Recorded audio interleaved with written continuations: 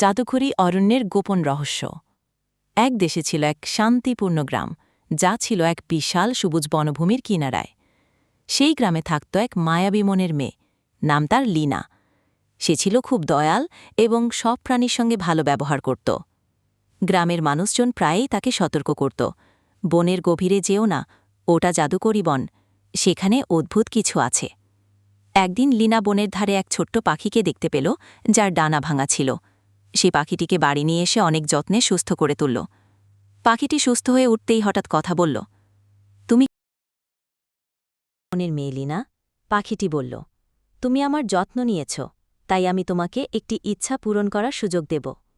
লীনা অবাক হয়ে গেল, কিন্তু সে ধন দৌলত বা প্রাসাদ চাইল না।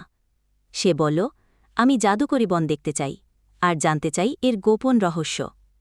পাখিটি আকাশে ৩ বার চক্কর দিল, আর তখনই এক জ্যোতির্ময় পথ দেখা দিল বনের দিকে।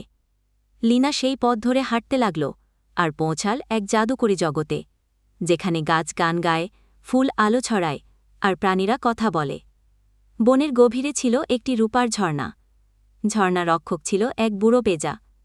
সে বলল, এখানে খুব কম মানুষ আসে, যাদের মন মতো বিশুদ্ধ।